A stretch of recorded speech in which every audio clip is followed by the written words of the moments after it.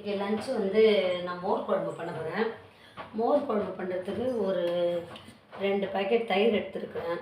அதை வந்து மிக்ஸி ஜாரில் போட்டு நல்லா அடிச்சு எடுத்துக்கலாம். அந்த பீட்டர் இருந்ததுன்னா அதை வச்சு அடிச்சிருக்கலாம். இதுக்குள்ளே வச்சு அதை என்கிட்ட இல்லைன்னா நான் மிக்ஸி ஜாரில் போட்டு ஒரு ஓட்டி வச்சுக்கலாம். இதை பாருங்கள், நல்லா தயிரை நல்லா அடித்து வச்சுருக்கேன். இப்போ இதே மிக்ஸி ஜாரில் நான் வந்து இஞ்சி எடுத்துக்க போகிறேன். பச்சை மிளகாய், பச்சரிசி மாவு இதெல்லாம் போட்டு அரைச்சிக்க போகிறேன். தனியா கொஞ்சம் போட்டுக்கிறேன், பச்சை மிளகாய் போட்டுக்கிறேன். கடலைப்பருப்பு ஊற வச்சுக்கணும், ஊற வைக்கல, அதனால நான் வெறும் கொஞ்சமாக பச்சரிசி போட்டுக்கிறேன். அதுக்கப்புறம் இந்த இஞ்சி இருக்குது பார்த்தீங்களா, இஞ்சியை இந்த பீல் பண்ணி பாதி தான் எடுத்துக்க போகிறேன், ரொம்ப எடுக்கலை. இஞ்சி வாசனை அதிகமாக இருக்கனால நான் கொஞ்சம் போட்டுக்க போகிறேன். இஞ்சி எல்லாத்தையும் ஒன்றா போட்டு அரைச்சிக்க போகிறேன். இப்போ நான் வந்து கொஞ்சம் தான் இஞ்சி எடுத்துக்க போகிறேன், பாதி தான். நம்மளுக்கு எவ்வளோ தெரியுமோ நமக்கே தோராயமாக தெரியும் ஓரளவு. இவ்வளோ தான் இஞ்சி எடுத்துக்க போகிறேன். எடுத்து மிக்ஸி ஜாரில் இதெல்லாம் போட்டு அரைச்சிக்க போகிறேன்.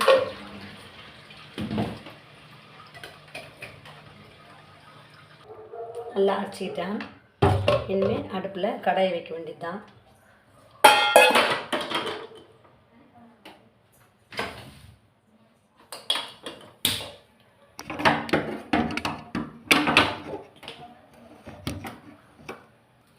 இப்போ இந்த இஞ்சியை நான் ஃப்ரிட்ஜில் வைக்க மாட்டேன், தனியாக வைக்க மாட்டேன், மண்ணில் போட்டு பதிச்சு வச்சுக்க போகிறேன். கொஞ்சம் மண் நம்ம வீட்டுக்கிட்டே இருந்ததுன்னா மண், இல்லைன்னா கடையில் கொஞ்சம் ஆற்று மணல் வாங்கிக்கோங்க. வாங்கிட்டு அதில் வந்து இதை பதிச்சு வச்சுருங்க. கிச்சனில் கூட வச்சுக்கலாம், கெடாமல் இருக்கும். எண்ணெய் போட்டுக்கிறேன். இதுக்கு வந்து சீரகம் தான் போட்டு தாளிக்கணும் மோர் குழம்புக்கு.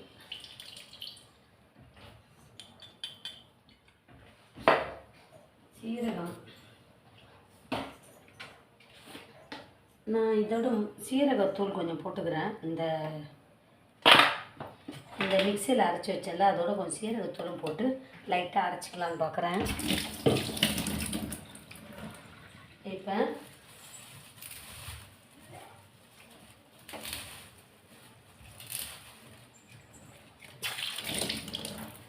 முதல்ல நான் இந்த அரைச்சி வச்சு மிக்சியில் அரைச்சி வச்சு கருவேப்பிலை போட்டுருந்தேன்.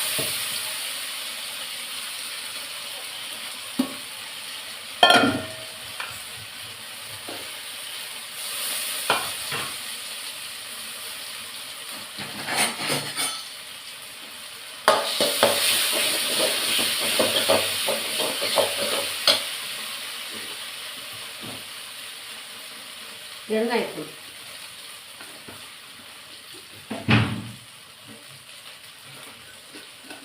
பெருங்காயத்தூள் அதிகமாக பிடிச்சி எடுக்கணும். கொஞ்சம் பெருங்காயத்தூள் கொஞ்சம் அதிகம் பிடிச்சி எடுத்துட்டேன் ஸ்பூன் வச்சு. மஞ்சள்தூள். இப்போ இதெல்லாம் கொஞ்சம் கழுவிட்டு தண்ணி ஊற்றிடுவோம், அப்போ தான் பச்சை வாடை போகும். இந்த பச்சை வாடெல்லாம் போன பிறகு தான் நம்ம அரைச்சி இந்த அடித்து வச்சுருக்க தயிரை ஊற்றணும். சால்ட்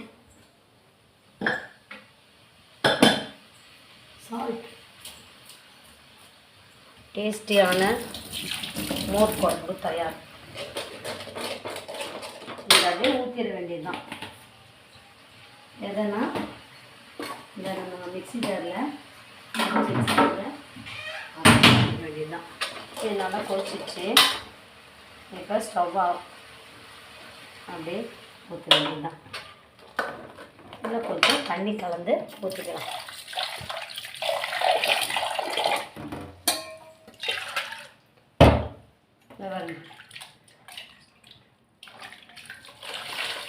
இப்போ இதுக்கு நான் வந்து பாவக்காய் வறுவல், பாவக்காய் கூட்டு பண்ண போகிறேன். ஒயிட் ரைஸ்லாம் வடிச்சிட்டேன். ஸ்டவ் ஆஃப் பண்ணிட வேண்டியதுதான். சுவையான மோர் குழம்பு. இதில் வெண்டைக்காய் போட்டு வைக்கலாம். அந்த மிக்சியில் அரைச்ச மசாலாவோடைய வெண்டைக்காவையும் போட்டுடணும்.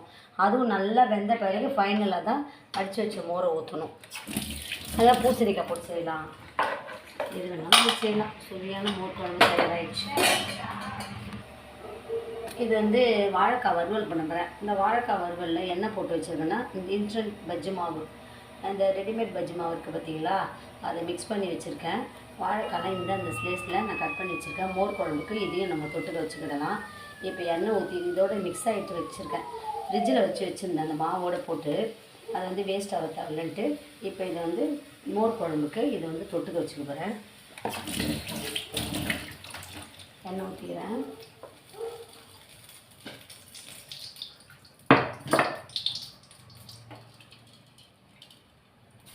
இது எதுவுமே பஜ்ஜி பண்ண எண்ணெய் தான், பஜ்ஜி பண்ண எண்ணெய் தான் இப்போ இதில் வச்சுருக்கேன்.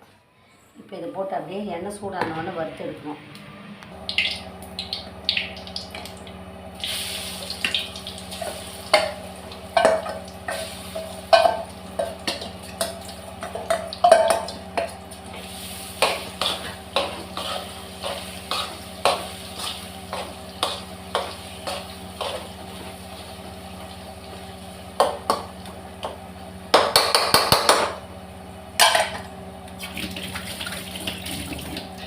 அடுத்தது பாவக்காய் ஃப்ரை. அது ஆகிறதுக்குள்ளே இதை நம்ம ரவுண்டாக கட் பண்ணி வச்சுக்கலாம். ஒரு பாவக்காய் எடுத்துருக்குறேன், ஒன்றும் இல்லை 2 பாவக்காய் எடுத்துருக்குறேன். மோர் குழம்புக்கு இதை வறுத்துட்டு கூட்டும் பண்ண போகிறேன். ஒரு பாவக்காய் கூட்டு பண்ண போகிறேன், ஒரு பாவக்காய் ஃப்ரை பண்ண போகிறேன். ப்ளஸ் வாழைக்காய் வறுவலும் இருக்குது. வாழைக்காய் ஆமாம் அது இருக்குது. இப்போ இது 2 நல்லா வாஷ் பண்ணிக்கலாம்.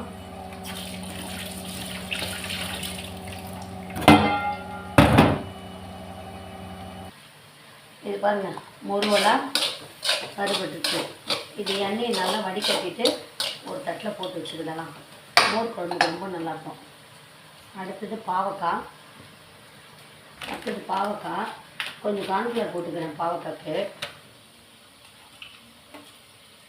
அடுத்தது சால்ட்டு,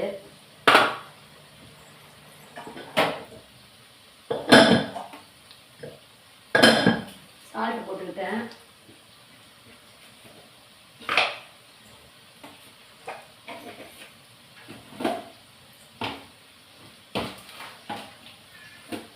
அடுத்தது கொஞ்சம் சிக்கன் 65 மசாலா தூள் போட்டுக்கிறேன். இதை நல்லா மிக்ஸ் பண்ணி விட்டுடலாம். இதை வந்து இப்போ நான் வந்து வெயிலில் காய வைக்க போகிறேன். வெயிலில் காய்ஞ்சதுன்னா நல்லா சீக்கிரமாக வறுபட்டுரும், அதுவும் இல்லாமல் கசப்பு இல்லாமல் இருக்கும். இப்போ இது போய் நான் அப்படியே வெயிலில் வச்சுட்டு வந்துடுறேன். ஒரு அரை மணி நேரமோ இல்லை 1 மணி நேரமோ 1/4 மணி நேரம் நம்ம வேலைக்கு தகுந்த மாதிரி இதை நான் வந்து மிக்ஸ் பண்ணிட்டு வெயிலில் போய் வச்சுட்டு வரேன். நல்லா காயட்டும், ஊறட்டும், நல்லா இந்த மசாலா கூட ஊறட்டும். இப்படியே எண்ணெயில் போட்டு வறுக்க வேண்டியது தான். இந்த வாழைக்காவும் வாயு தொல்லை கொடுக்கும் சாப்பிட்டா. அதனால இந்த வாழைக்காய் அந்த பஜ்ஜி மாவோட நான் கொஞ்சம் பெருங்காயத்தூள் அதிகமாகவே சேர்த்துக்கிட்டேன். அப்போனா வாயு தொல்லை வந்து இருக்காது. எவ்வளோக்கு எவ்வளோ நம்ம பெருங்காயத்தூளும் பூண்டும் சேர்க்குறோமோ உணவுக்கு, நம்ம சாப்பாட்டுக்கு பூண்டும் பெருங்காயத்தூளும் சேர்க்குறோமோ அவ்வளோக்கு எவ்வளோ நம்மளுக்கு வாயு தொல்லை இருக்காமல் இருக்கும். இப்போ சுவையான பாவக்காய் வறுவல் தயாராகிடுச்சு. இது ஒரு தனி தட்டில் போட்டு ஸ்டவ் ஆஃப் பண்ணினா அடுத்தது பாவக்காவை வறுக்க வேண்டியது தான். இதே கடையில் பாவக்காய் வறுக்கலாம். இப்போ நான் அந்த வாழைக்காய் வறுத்த எண்ணெய் சட்டிலேயே இது நல்லா காஞ்சிச்சு. இந்த பாவக்காவையும் வறுத்துக்கிறேன். எண்ணெய் பத்தலை என்னன்னு கொஞ்சம் ஊற்றிக்கலாம். இப்போ இந்த எண்ணெய் சட்டிலேயே பாவக்காவையும் வறுத்துக்கலாம். ரொம்ப டேஸ்டியாக இருக்கும். இது வறுத்து கொஞ்சம் நேரம் ஆகும். மோர் குழம்புக்கு இதுவும் நல்ல காம்பினேஷன். பாவக்காய் வறுவல் தயாராகிடுச்சு. இதில் வந்து கார்ன்ஃப்ளவர் போட்டனால கொஞ்சம் டேஸ்ட்டு கூடும், நல்லா ரொம்ப டேஸ்ட்டாக இருக்கும். நீங்கள் எது வறுக்கிறதா இருந்தாலும் கார்ன்ஃப்ளவர் போட்டு ட்ரை பண்ணுங்களேன், ரொம்ப டேஸ்ட்டாக இருக்கும். இப்போ இது வந்து இந்த எண்ணெயிலே நான் வந்து கூட்டு பண்ணிடுறேன். பாவக்காய் கூட்டு, நான் பாவக்காய் கூட்டு வந்து பண்ணுறதுக்கு சின்னதாக பாவக்காய் வரைஞ்சி வச்சுருக்கேன். இதோ பாவக்காய் அரிஞ்சு வச்சுருக்கேன்னா இப்போ ஒரு தக்காளி எடுத்துக்க போகிறேன். ஒரு தக்காளி ஒரு தக்காளி, ஒரு வெங்காயம் இதை கட் பண்ணி போட்டு நான் பாவக்காய் கூட்டு பண்ண போகிறேன். போதும், ஃப்ரை ஆகிடுச்சு பாவக்காய். இதில் கான்ஃப்ளவர் போட்டு வெயிலில் வச்சு காய வச்சனால கசப்பு தன்மை கம்மியாக இருக்கும். ரொம்ப டேஸ்ட்டாக இருக்கும். மோர் குழம்புக்கு இந்த பாவக்காய் வறுபட்டுச்சு.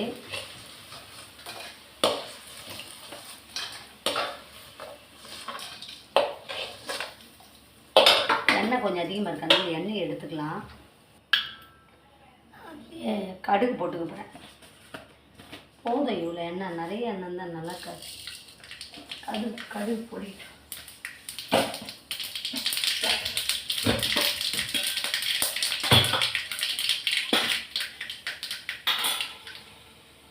வெங்காயம், தக்காளி, கருவேப்பிலை கட் பண்ணி வச்சுருந்த பாவக்காய், குழம்பு மிளகாத்தூள், கல்லுப்பு,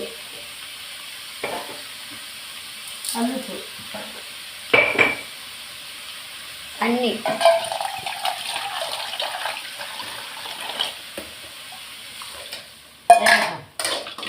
சுவையான பாவக்காய் கூட்டு. இந்த மாதிரி செய்து சாப்பிட்டு பாருங்கள், செம்ம டேஸ்ட்டாக இருக்கும். இந்த இஞ்சி வந்து ரொம்ப இருக்குது, ஃப்ரிட்ஜிலலாம் வைக்க மாட்டேன்.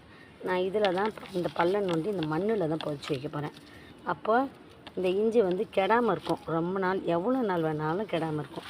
இவ்வளோ பெரிய பல்லம் எடுத்துக்கிறேன், இதில் போட்டு அமைக்க வச்சிடுறேன். எவ்வளோ நாள் வேணாலும் இஞ்சி கெடாமல் இருக்கும். இந்த பாருங்கள், அது விளைஞ்சி வந்தாலும் பரவாயில்ல, இந்த மாதிரி மண் போட்டு இஞ்சியை நீங்கள் பதிச்சு வச்சுருங்க. அதுமாதிரி வெத்தலை கூட உங்களுக்கு ரொம்ப நாள் வேணும், கிடக்கூடாதுன்னா வெத்தலை கூட மண்ணில் போட்டு பதிச்சு வச்சிடலாம். இதுதான் இன்றைக்கி டிப்ஸு.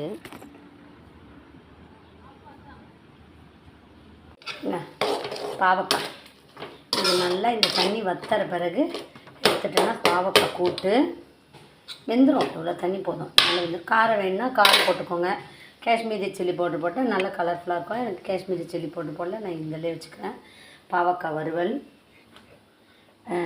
வாழைக்காய் வறுவல், இது வாழைக்காய் பஜ்ஜி வறுவல். இந்த பாருங்க, ரொம்ப டேஸ்ட்டாக இருக்கும், கிறிஸ்பியாக இருக்கும்.